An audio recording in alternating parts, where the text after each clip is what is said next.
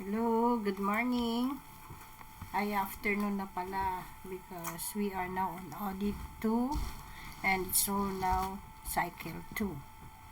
So, our subject matter is audit 2, which is auditing and assurance concepts and applications. And you have to recall or your financial part 1, part 2, and part 3, wherein you could go now to our auditing process in this cycle 2.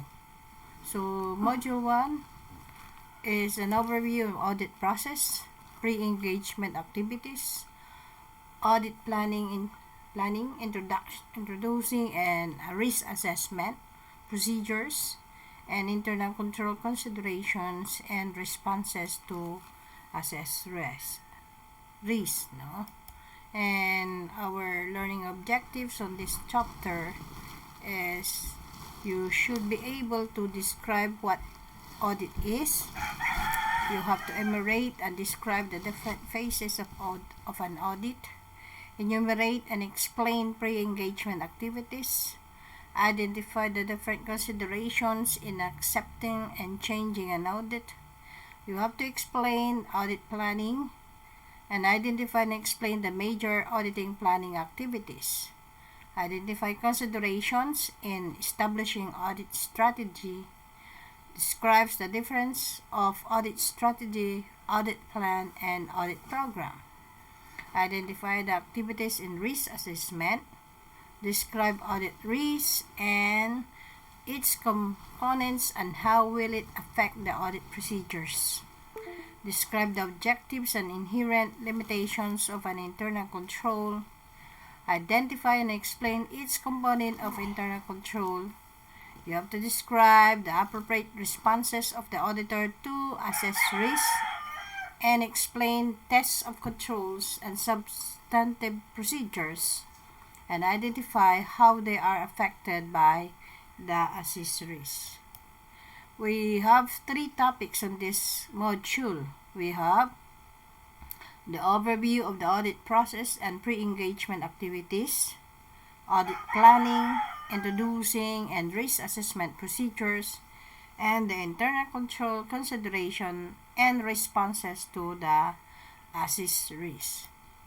We now go to what is audit is. Audit is a systematic process of objectively obtaining and evaluating evidence regarding the assertions about economic actions and events to ascertain the degree of correspondence between these assertions and established criteria and communicating the result thereof. So this is based on American Accounting Association, and it's audit planning. It is a systematic process, no? And then we have the audit process is the sequence of different activities involved in an audit. This process normally includes the following steps. First, we have the pre-engagement. This is the phase. In the pre-engagement, this phase will require a decision from the auditor whether or not to accept a new client or continue relationship with an existing one. This process would require evaluations of the auditor's qualifications, but also the integrity of management and auditability of the client's financial statements. The primary objectives of this is to minimize the likelihood of being associated to a client whose management lacks integrity. So, in the pre-engagement, you are going to make a relationship. What would be your relationship as an auditor to the clients? There should be an integrity of the management, at the same time the qualifications of being an auditor. The audit planning involves the development of an overall audit strategy, the audit plan, the audit program. The auditor usually obtain more detailed knowledge about the client's business and industry in order to understand the transactions and events affecting the financial statements. Setting primary materiality and audit risks and preliminary assessments of risks is also performed during this phase.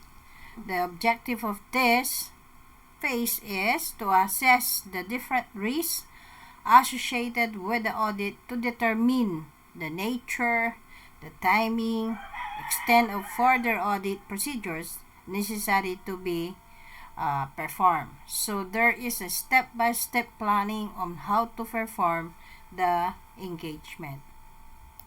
Next, we have the third is considerations of internal control. The considerations of internal control involves the study and evaluations of internal controls, whether it can prevent, defect, or connect material misstatement in a timely manner. The primary objective of this is to establish a basis for reliance and on internal control in determining the nature, timing, and extent of the credit procedures to be performed. So you have to check how our assets are guarded or safeguarded in order that to establish what is really the actual or level of internal control of the business. Then next is evidence gathering or substantive testing. During the information obtained in audit planning and considerations of internal control, the auditor performs substantive tests to detect material misstatement as a basis in concluding whether the entity's financial statements are presented fairly in accordance with financial reporting standards. The test procedure could either be analytical procedure or test of details of transactions and balances. This phase will always be performed by the auditor. So, the primary objective is to ascertain the degree of correspondence between the financial statement prepared by client's management and the financial reporting framework. So, you have to check on the evidences. You have to gather and check all evidences, and you have to in this stage you have to, from the financial statement given by you have to detect or you have to get the level of degree of correspondence between financial statement that are being prepared by the client towards the framework of the financial reporting. Now, then third is completing the audit. So after gathering the testing, the evidences, and after testing the evidences, then we go now to the completing the audit. So wrap-up procedures are performed, conclusion, risks are reviewed, and overall opinion is performed during this phase. The primary audit objective of this is to assist the auditor in assessing whether the conclusion reached is consistent with evidences gathered. So, in this phase, you have completed all the testing, you have completed in gathering all evidences and testing all. You have completed the consideration of internal control. Now we have to wrap up, you have to summarize what have been done, and you are going to make conclusions of what is the level of performance during the audit. So now the auditor will be giving an opinion whether what is found out during the audit process. Then 6, issuance of the audit report. In this phase, the auditor drafts and issues the audit report, which states the auditor's opinion regarding the fairness of the financial statements. The objective is to communicate the results of the work of the auditor to the various intended users. So here, the auditor make conclusions and make some issue a report or opinion regarding the financial statement that have been done or that have been audited, and they may issue unqualified or unmodified opinion. They may, if there are no, as to fairness of the financial statements, they may have to qualify or modify their opinion, or they may have to make some exception from this, or they may have to disclaim or make some adverse opinion towards the financial statement presented by the management. And the last one is post and audit responsibilities. After completions of the audit engagement, the auditor performs procedure to determine compliance with the quality control and to identify areas for improvement in the current and future audit engagement.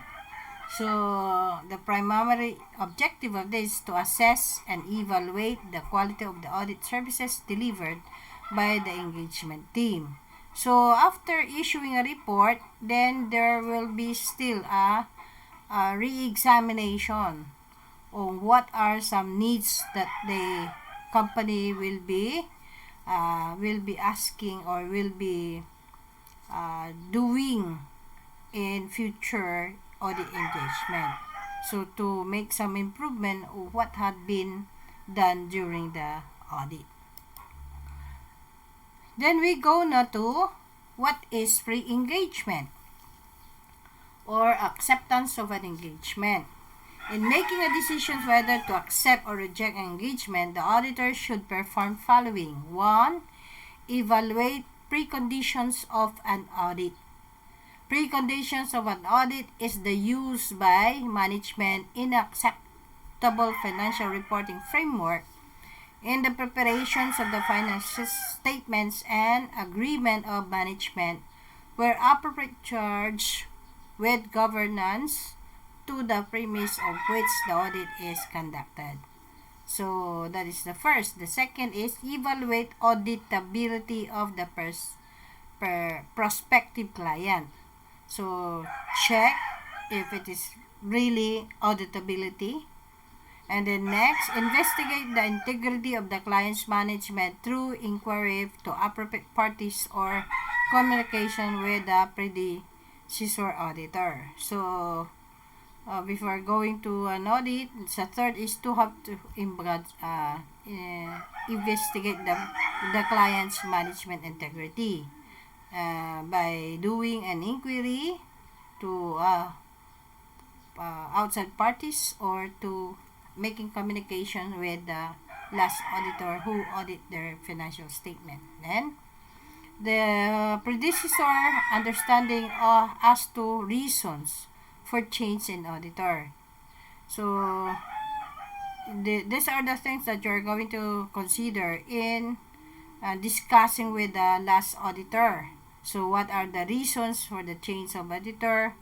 What is the integrity of the management and disagreements between the last auditor and the management on the principles auditing procedures made by them.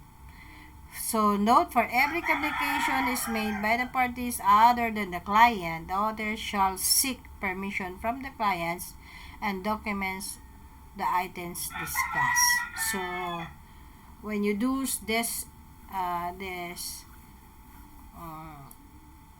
communication with the predecessor auditor, there should be a proper documentation and there should be a proper permission that you are going to do the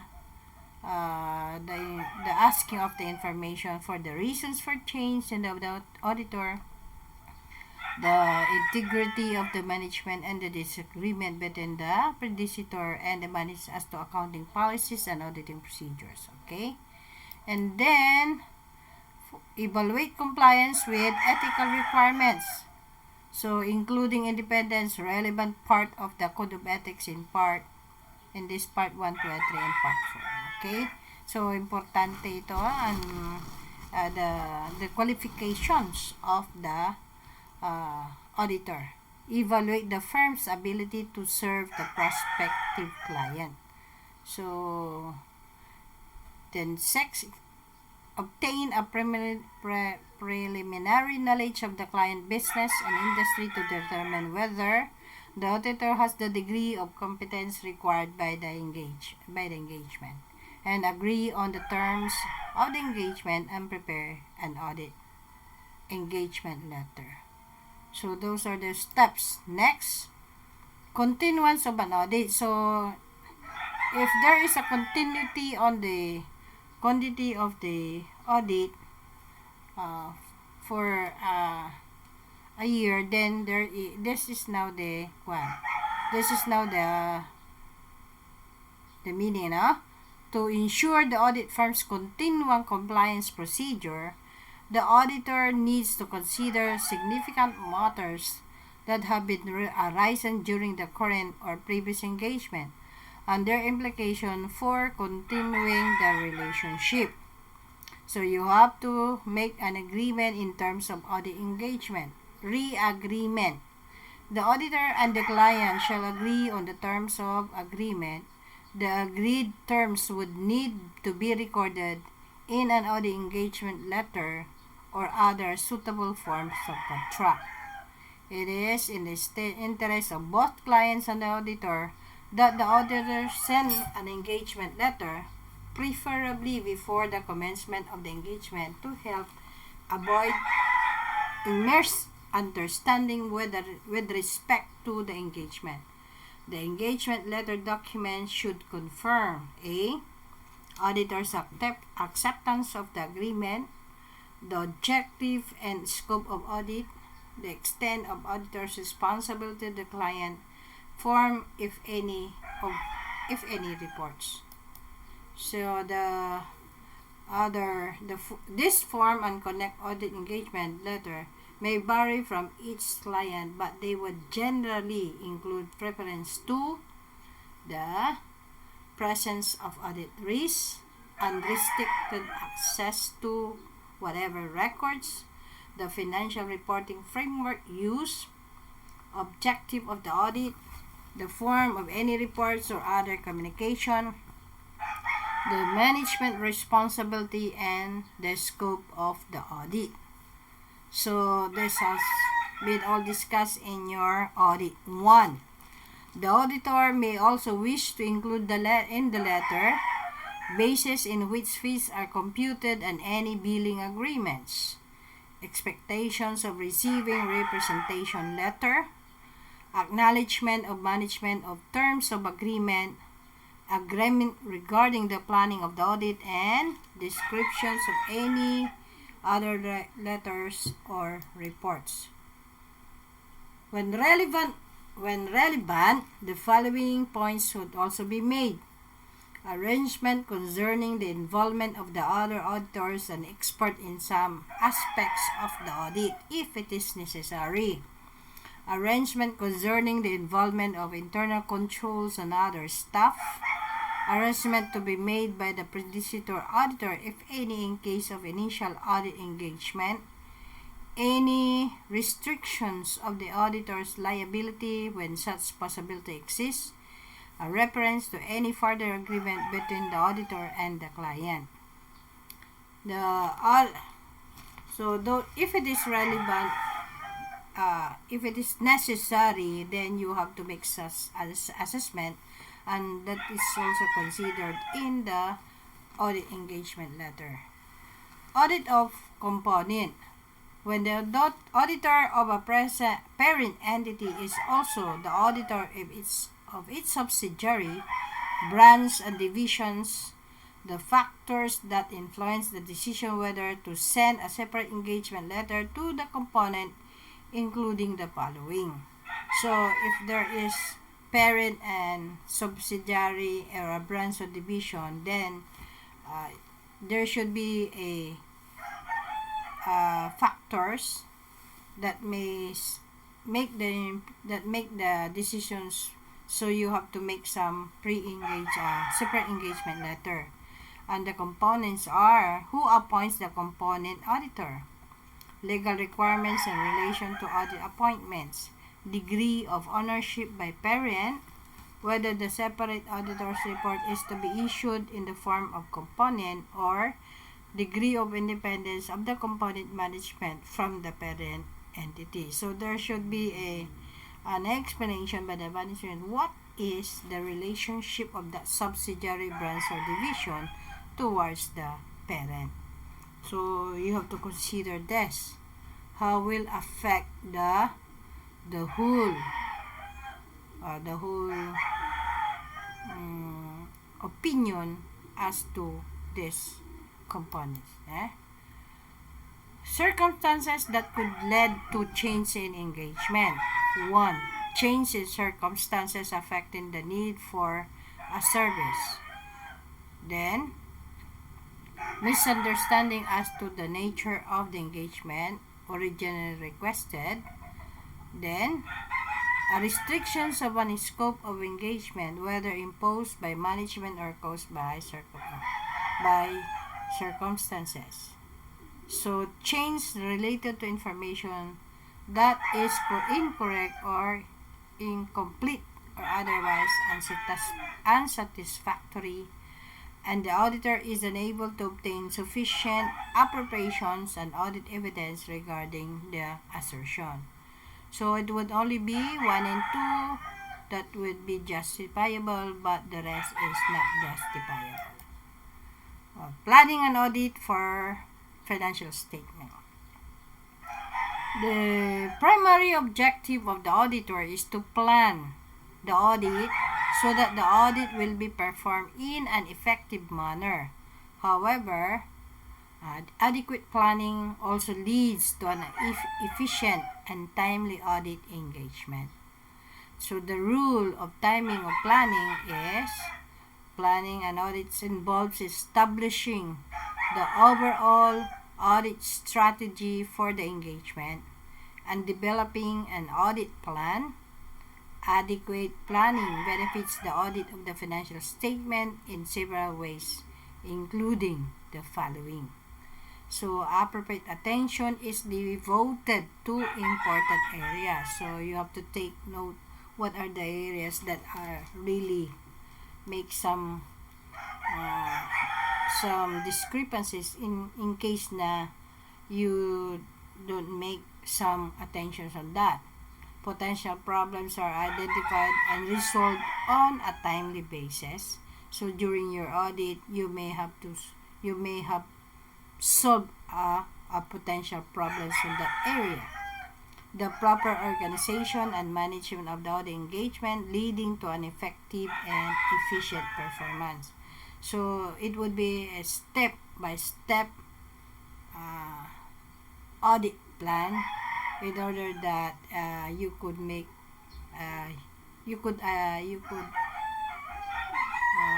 properly make some step-by-step planning. Then, work are properly assigned to appropriate engagement team members. So all the works, you have to set your team and you identified the persons involved on those auditable documents.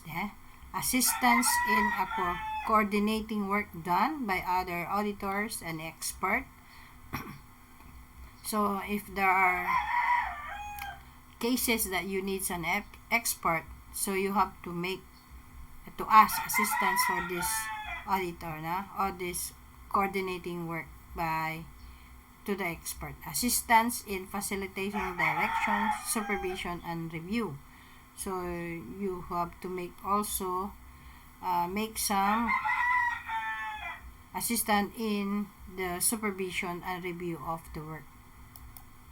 Then the nature and extent of planning activities will vary according to size and complexity of the entity. So if the size is not so broad, then you may have to design an audit plan according to that size. And then if it is very broad and there is now a complexity within the entity, then you may have to deeper the planning activities. previous experience with the entity of the key management team members, partner, manager, and staff. You have to consider also the experiences of your staff or your manager or your partner. Or if it is a re-audit, then you have to understand who are the key managers in the company. Changes in circumstances that occur during the audit engagement. And then timing of the appointment of the independent auditor. So planning as a phase of audit process is not a discrete phase of an audit, but rather a continual and iterative process that often begins shortly after the completions of the previous audit and continues until the completions of the current audit engagement. The major audit planning activities. So, thus planning is required regardless whether it is a new engagement or recurring engagement. Planning activities may differ from one client to the other, but normally includes the following. You have to obtain and understand the client environment. So, you should be familiar with the environment of the client. Determine the need for expert. Is there really a need for an expert during the audit? You have to determine the appropriateness of the management use of going concern assumption. So, then establishing materiality and assessing risk, assessing the possibility of non-compliance, identifying related parties, performing preliminary analytical procedures, development of the overall audit strategies and audit plan, and preparation of preliminary audit program. So, in this stage, as if you are considering the non-financial matters of the qualitative quality of the characteristics of the firm you are being audited. So before you go to the financial matters.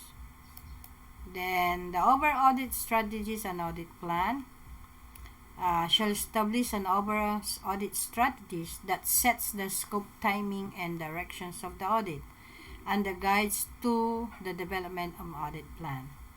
In establishing these audit strategies, the auditor should identify the characteristics of the engagement that describe its scope.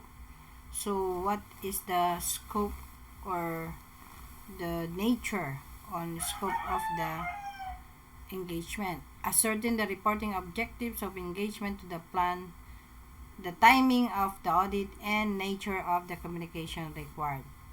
Then consider the factors in the auditor's professional judgment are significant in direct engagement team.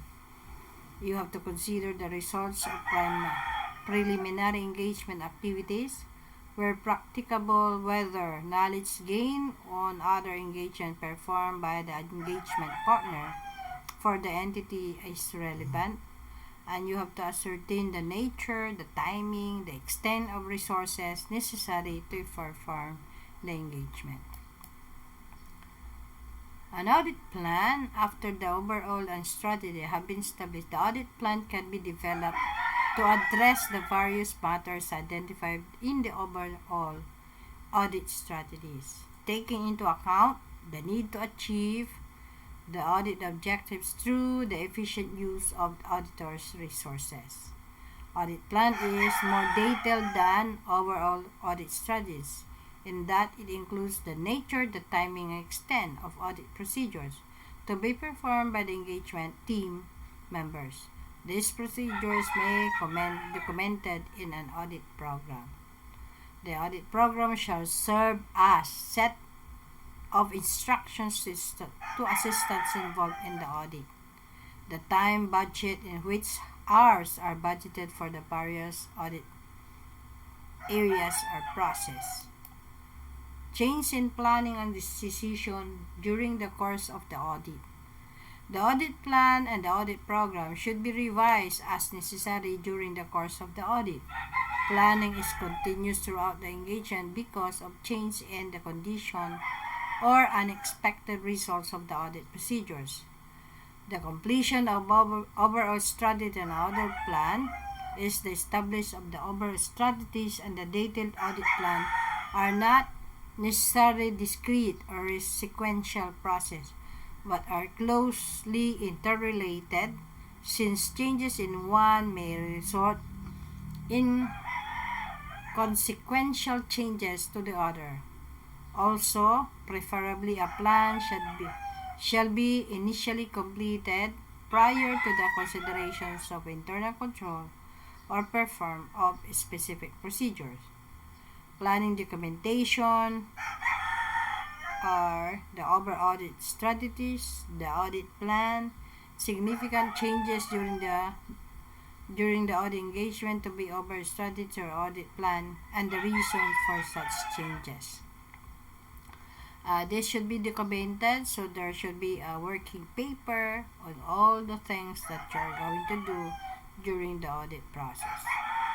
So the other considerations in initial audit engagement. So it is not a continuing audit, but it should be an initial. So after performing preliminary engagement activities for all initial audit, the auditor may need to expand the planning activities because she does not ordinarily have the previous experience with the entity that is considered when planning recurring engagement. For initial audits, additional matters the auditor may consider in developing the overall audit strategies and audit plan include the following. Arrangement to be made with the predecessor auditor to review prior year's working paper. So, you have to make some arrangement with the predecessor review auditor on the review of the working paper.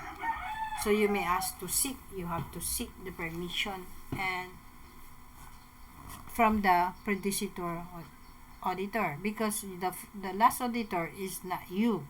So you have to seek permission, and you may ask some what is the problem during his or her audit with that company.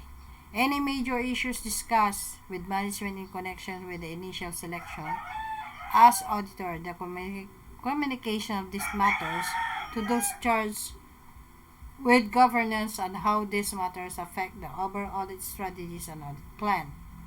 The plan audit procedures to obtain sufficient appropriate audit evidences regarding the opening balances, since you have to assume the opening balances done by the predecessor auditor, then you may have to seek permission for that if that is fairly and reliable information. The other procedures required by the firm system of quality control for initial audit engagement. So the most important is the quality of the control of the firm that you are auditing. Direction, supervisions, and review. The auditor should plan the nature, timing, and extent of directions and the supervision of engagement of team members and other review of their works. So the nature, timing, extent of directions and supervisions of engagement team members and review of their work vary depending on many factors, including the assessed risk of material misstatement, the size and complexity of the entity, the area of audit, the capabilities of competence of personnel performing the audit work. So these are the things that you're going to understand and supervise, make some direction and supervision to team members. And then So, considerations specific to smaller entities. When an audit is carried out entity by an audit engagement partner who may have a sole practitioner, it may be considerable to consult with other suitably experienced auditor or the auditor's professional body. So, if it is smaller entities as auditor, no? Then, identifying, assessing the risk of material misstatement through understanding of entities and each environment. It is the objective of the auditor to identify the assessed risk of material misstatement, whether due to fraud or error, at the financial statement assertion levels through understanding the entity and its environment, including the entity's internal control, thereby providing a basis for designing and implementing responses to the assessed risk of material misstatement. The required understanding in the entity and its environment are the following: the relevant industry, regulatory, and other internal factors, including the applicable financial reporting framework. Then, the nature of the entity. It's including the operation, ownership, governance, structure, types of investment the entity is making, plans to make, the way the entity is structured, and how is it financed.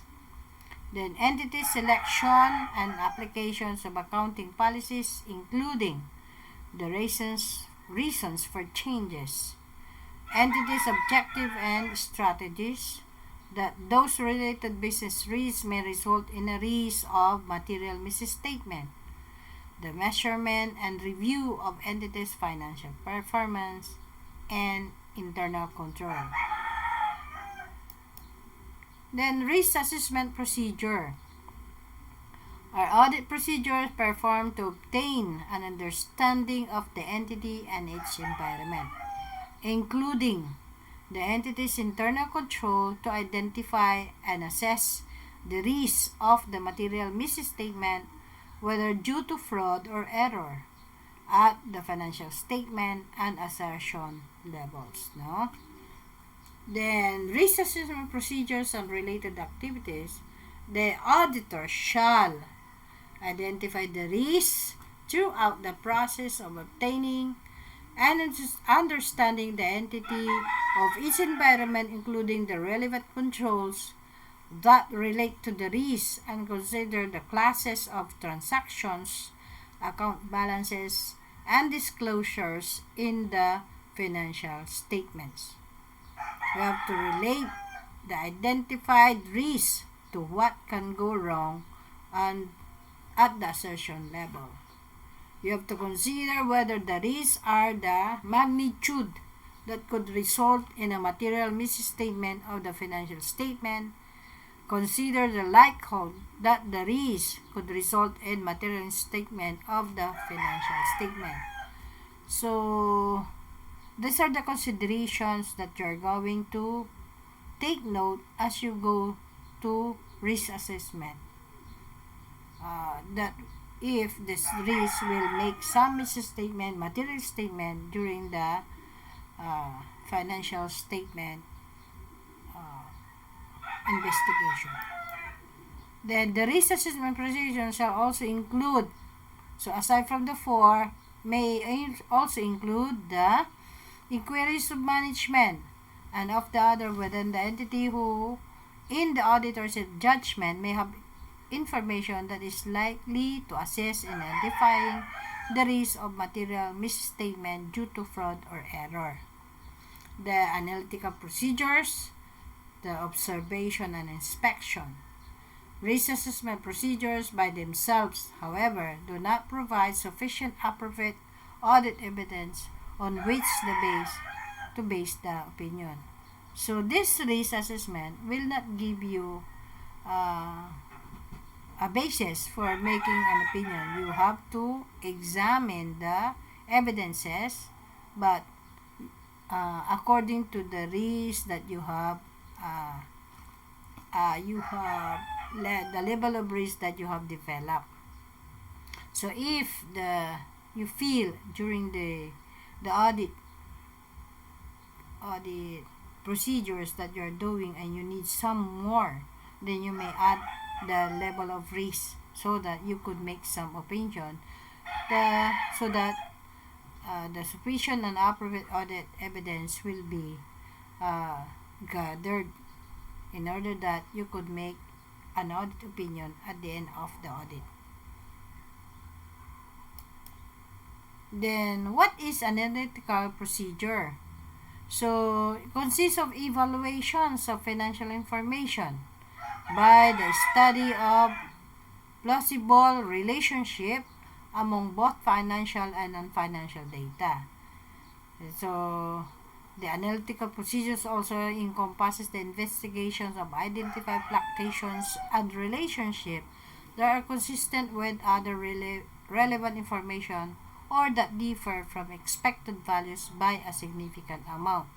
So, you have to check the financial and non-financial matters. So, you have to check here the accountability of each of the members of the management who are accountable and who are in charge of the financial data. The analytical procedure is required to be performed during planning stage and over review stage of the audit. Thus, performed during the audit plans are designed as enhance the auditor understanding of the entity's business and transaction to help the plan, the nature, the timing, extent of substantive auditing procedures that will be used to gather audit evidences. So, in this stage, you have to analyze who are accountable person and so that who have access on the documents, and you have to check the relationship of the responsibilities of each of the gauge of the level of the accountabilities of each of the accountable person, whether maybe there are some overlapping of responsibilities. Identify the areas may represent specific risks such as unusual transactions and events or abnormal significant fluctuation in amounts, ratios, trends that the auditor may need to investigate further. So, asking the old financial reports from the predecessor auditor or you, then you have to make some analysis and what are the abnormality of fluctuations of amounts and other ratios or trends. Then, audit risks and materiality affect the application of PSA and are reflected on auditor's report. The auditor must make judgment about materiality and audit risks in determining the nature, the timing, and extent of procedures to apply and in evaluating the results. So, materiality information is material if the omissions or misstatement could influence the economic decisions of the users taking on the basis of financial statement.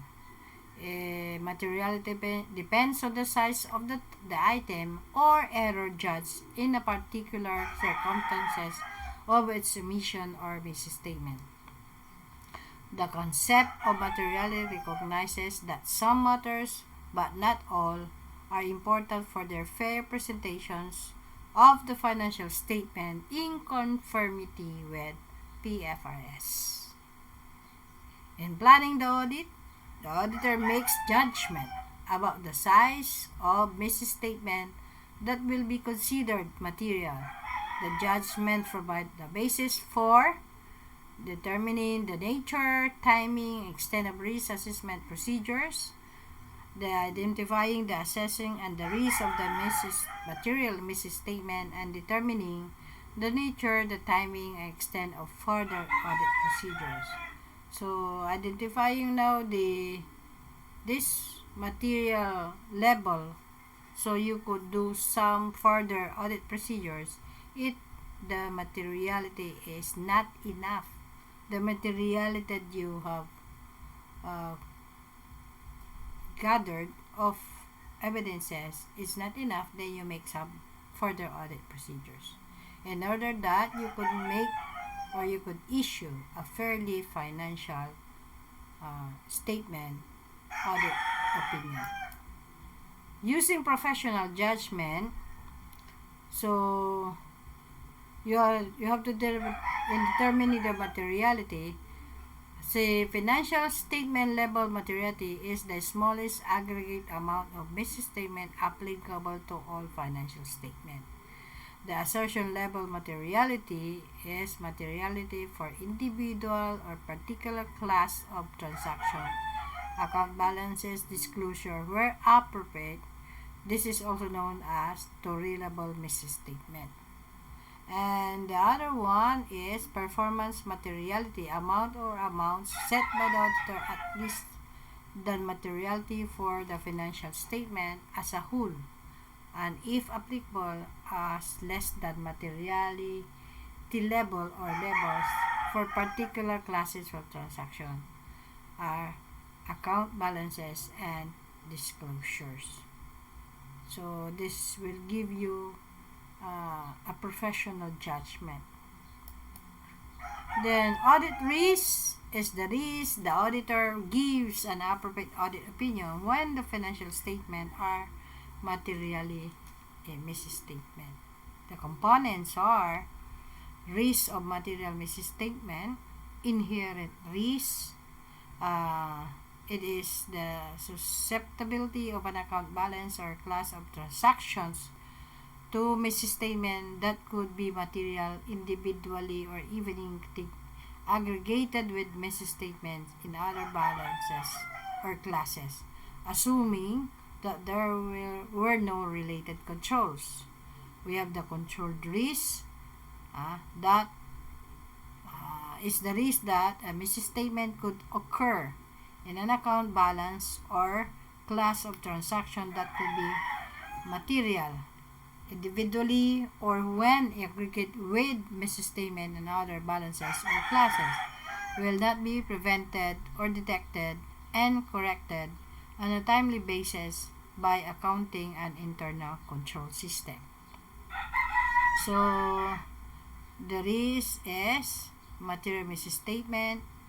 From here we have the inherent risk and we have the control risk. Then risk of not detecting the misstatement. We have now the detection risk. Is the risk that the auditor's substantive procedure will not detect a misstatement that exists in the account balance or class of transaction that could be material individually or when aggregated with misstatement in other balances or classes. If the auditor wishes to reduce detection risk, the procedures may be as to nature, more effective procedure, as to timing, closer or nearer to the year end, as to extent, larger or simple size. So this is the procedure that could be performed so that the auditor could reduce detection risk. The relationship of risk and materiality to substantive procedure. Risk of material misstatement, inherent and controlled, direct. And then risk of detecting the misstatement detection is inverse and materiality is also inverse. The summary performed in audit and planning an audit, we have number one, we have obtain first the understanding the entity and its environment. You have to establish the materiality and its desired level of audit risk. You have to assess the inherent risk. Identify the detection risk to determine the nature, timing, and extension of further audit procedures. Then we go now to accounting and internal control system. Accounting system is a series of tasks, records of an entity by which transactions are processed as a means of maintaining financial records. Such system identify, assemble, analyze, calculate, classify, record, summarize, and report transactions and other events. The internal control system means all the policies and procedures adopted by the management of an entity to assist in achieving management objective of ensuring as far as practicable the orderly and efficient conduct of the business, including adhering to management policies, safeguarding the assets, prevention and detection of fraud and error, accuracy and completeness of the accounting records, and timely preparation of reliable information. So, the internal control system extends beyond these matters which relate directly to functions of the accounting system. So, that is the difference between the two. What is internal control? Is a process affected by those charged with governance, management, and other personnel designed to provide reasonable assurance regarding the achievement of objectives of the following categories. We have the effectiveness and efficiency of operation, that is the operational objective, reliability of financial reporting, we have the reporting objective, and compliance with applicable laws and regulations, the compliance objective. So, assurance provided by internal control, so there is a direct relationship between an entity objectives and the control which are implemented to provide assurance of their achievement. However, no matter how well designed and operated, internal control can only provide reasonable assurance. The inherent limitation of internal control. The internal control can only provide reasonable assurance because of inherent limitations that may affect the effectiveness of internal control. This limitation includes management usual requirement that a control could be cost-effective consideration.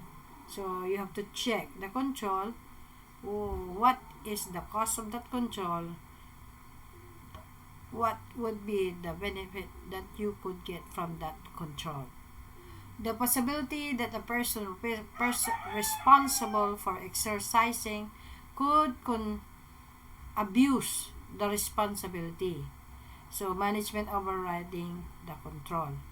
So, there will be an overlapping of responsibilities. So, it could make an overriding control by the management.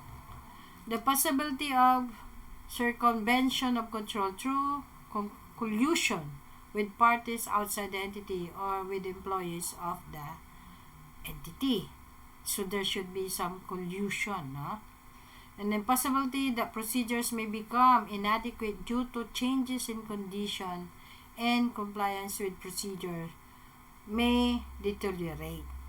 So there are maybe this is the control when the total capacity is only 100, and then when it comes to 1000, then the control may be loosened, so you have to change the control, no?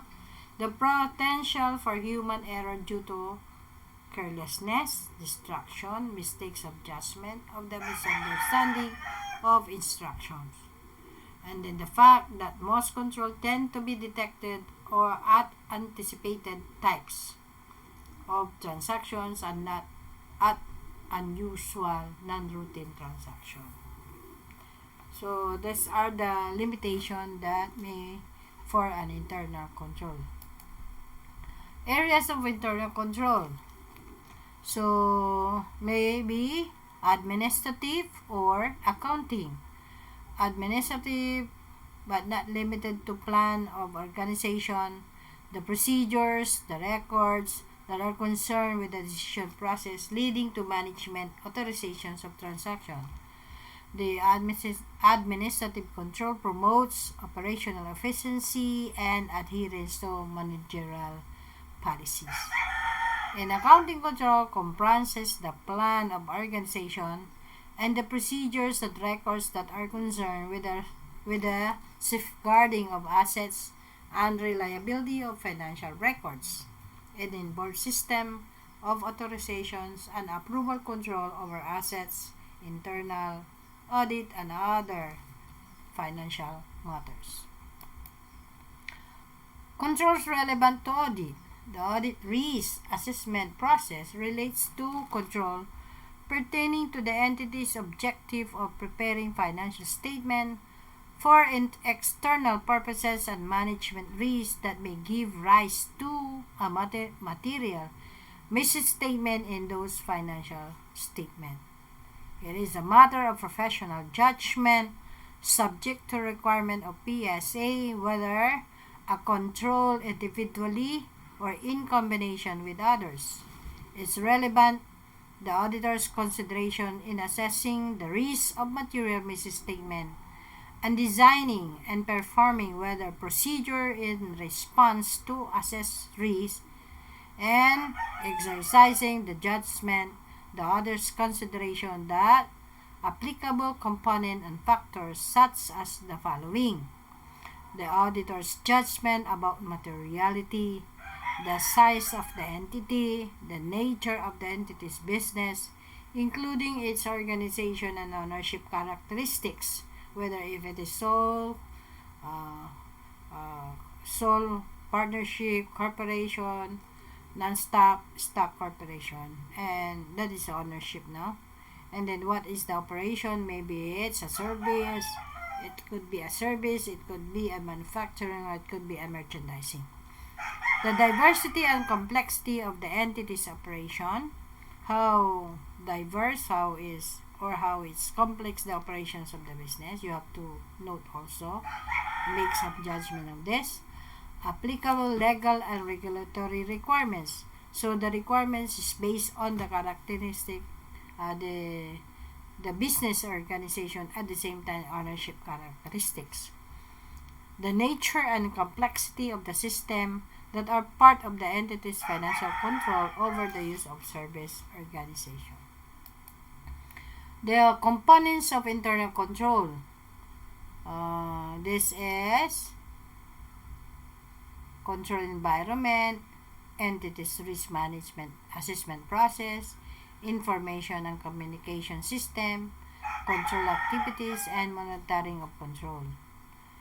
The control environment includes the governance and management function and the attitudes, awareness, and actions of those charged with governance and management, accounting, the entity internal control, and its importance in the entities.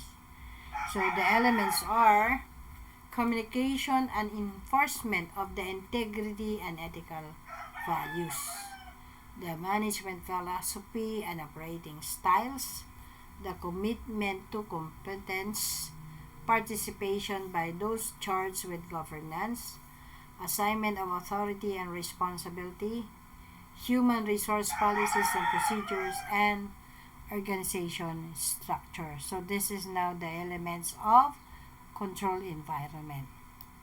Then the entity's risk management assessment process is the process of identifying or responding to business risks and the results thereof. The reporting purposes that the entity's risk assessment process includes how management identify risks relevant to the preparation of the financial statement that are presented fairly in all material respects in accordance with entities' applicable financial reporting framework. Estimate that significance, assess the likelihood of their occurrence, and decides upon actions to management deem. The risk can arise and charge due to circumstances such as change in operating environment, new personnel, new or revamped information system, the rapid growth, the new technology, new business models, products, and activities, corporate restructuring, expanded foreign operation, new accounting pronouncement. So,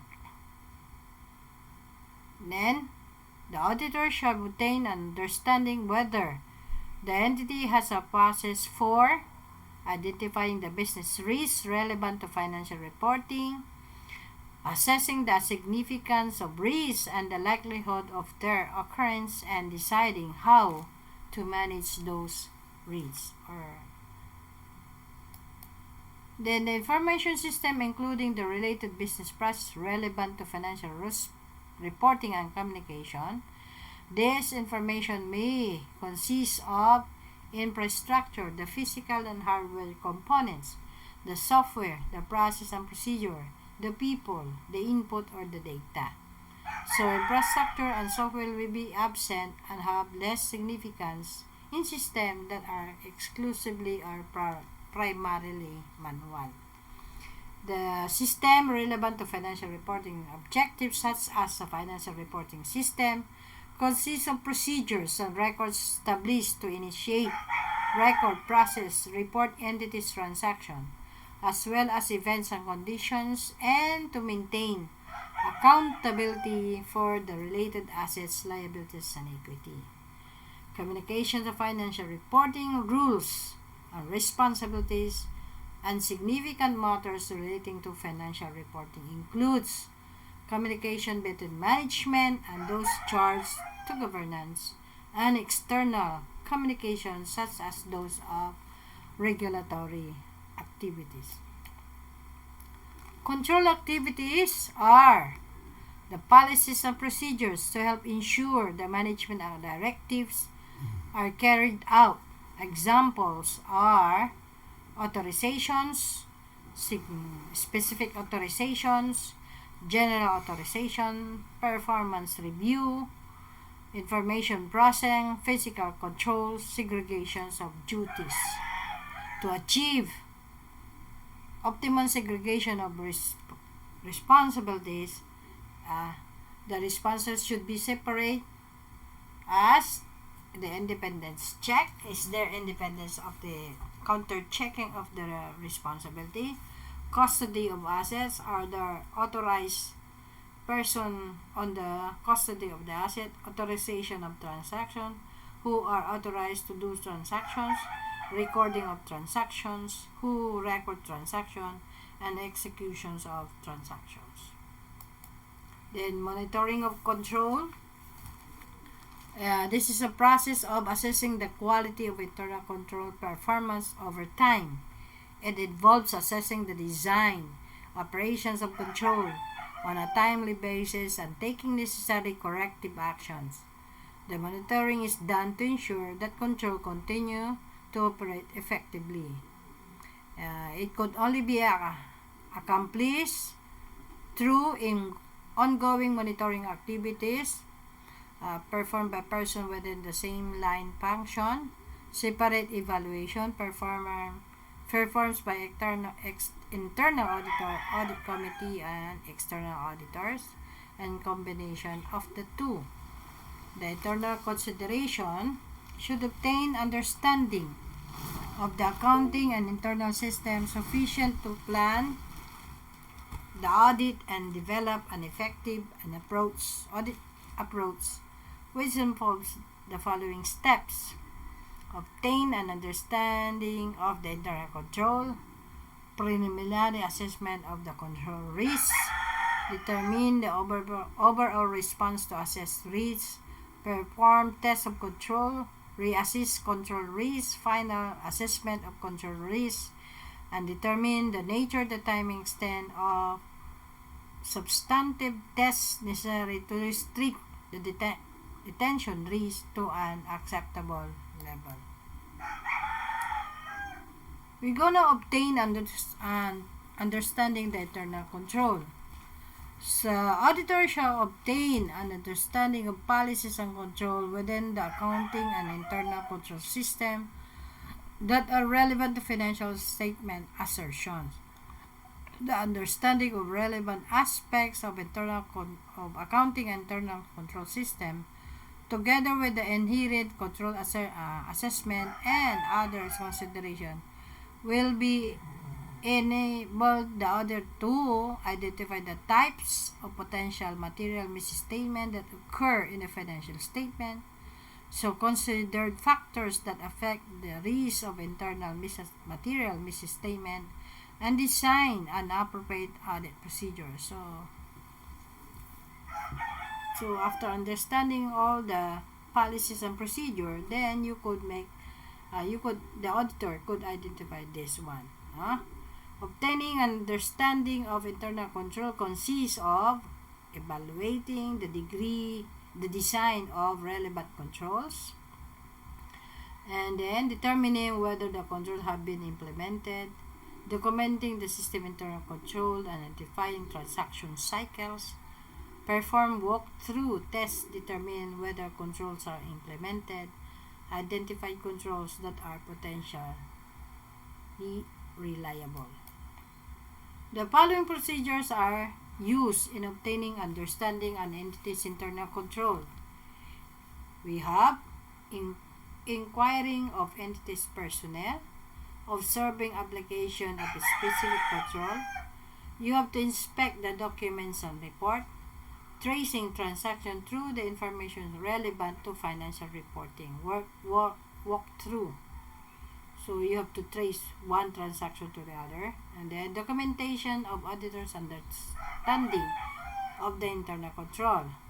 The documents with a narrative memorandum, which is the written descriptions of a particular phase or phase of accounting system, flowchart or data diagram concept of interrelated symbols that diagram the flow of transactions and events through a system.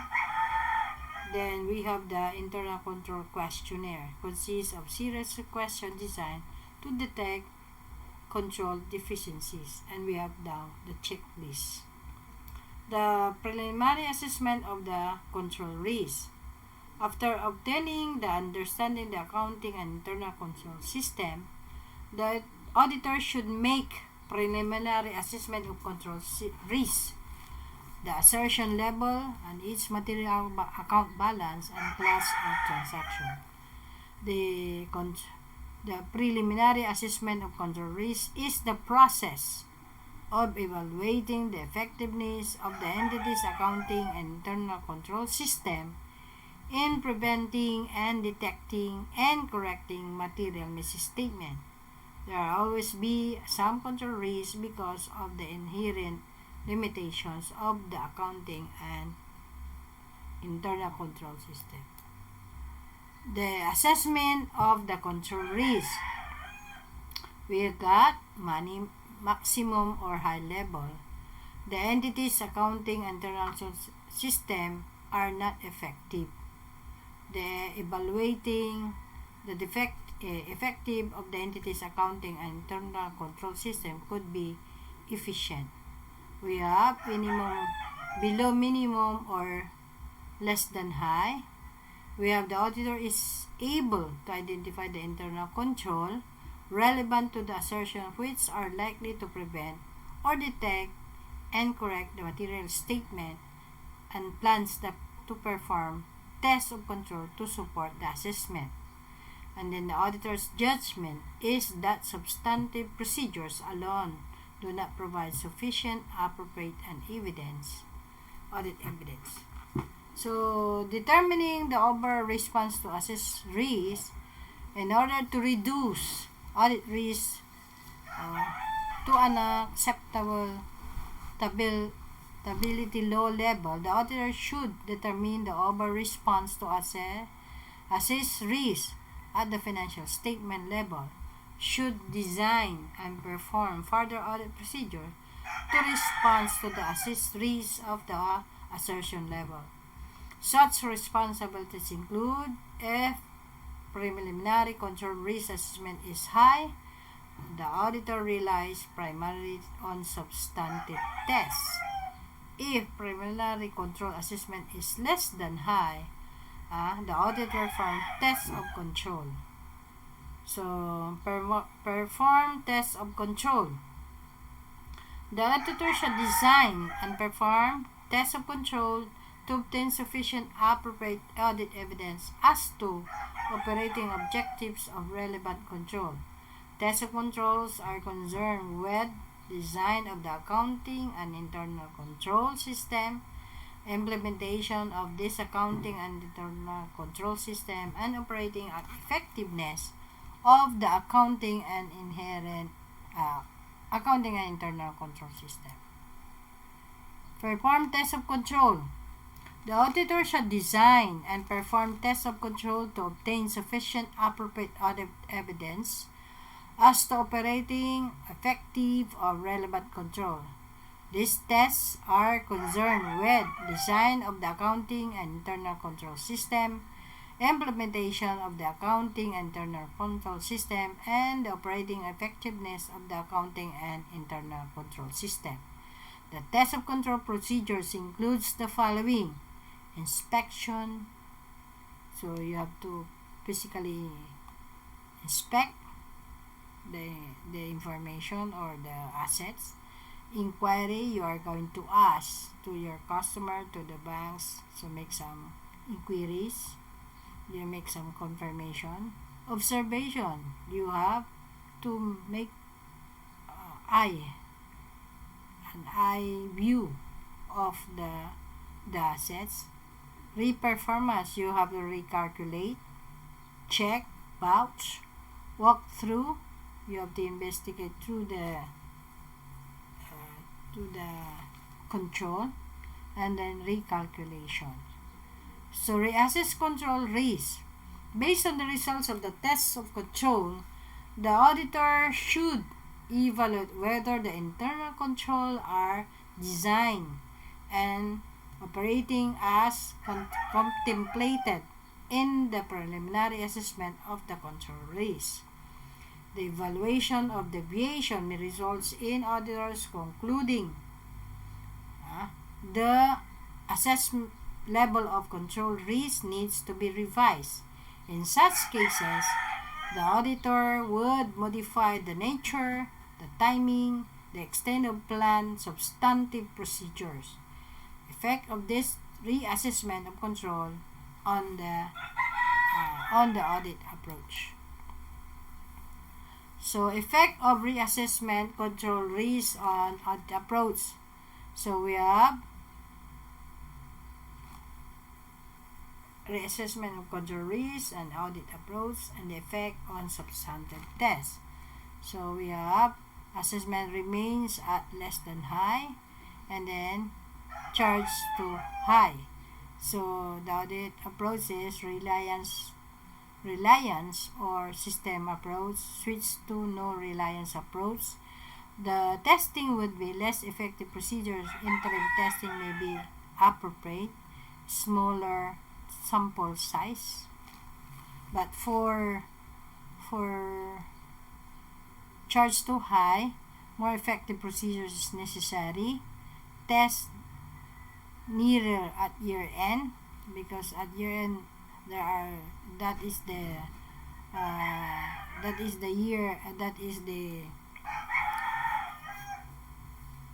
very delicate phase of the one. They may have to some vendor tracing or lapping of receivable or vendor tracing of the revenues. Larger sample size is needed if the risk is high. So, the final assessment of control risk. Before conclusion of the audit, based on results of substantive procedures and other evidence obtained by the auditor should consider whether assessment of control risk is confirmed, determining the nature, timing, and extent of substantive tests necessary to restrict detention risk to an acceptable level. So, irrespective of the assessed risk of material misstatement, the auditor should design and perform substantive procedures for each material class of transaction, account balances, and disclosure. So, responses to assess risk, the auditor shall design, implement over responses to address the assessed risk of material misstatement of the financial statement level.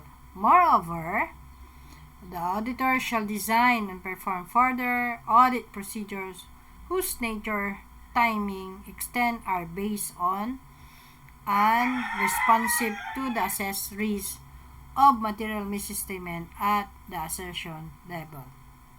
In designing the further audit procedures to be performed, the auditor shall consider the reasons for the assessment level to the risk material misstatement at the assertion level for each class of transactions, account balance, and disclosure, including likelihood of material misstatement due to particular characteristics of the relevant class of transaction. We have the account balances and disclosure.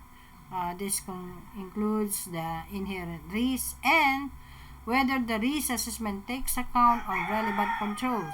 We have the control risk, thereby requiring the auditor to obtain audit evidence to determine whether the controls are operating effectively. So, the auditor intends to rely on the operating effectiveness of the control in determining the nature, timing, and extent of substantive procedures and obtain more persuasive audit evidence the higher the auditor's assessment risk. So, we have now yung documentation requirement. So, control risk assessment, high and less than high. Understanding the internal, yes. You have to understand if these are the level of risk. Control risk assessment, yes. Basis for the control risk assessment, if it is high, no. And then less than high is yes. So, we are now finished with our Module 1. Ang reference book natin ay Valex Peralta and Valex Financial Volume. And we have the textbook would be Raymond Francis Escala. We have the Auditing and Assurance Concepts and Application Part 1.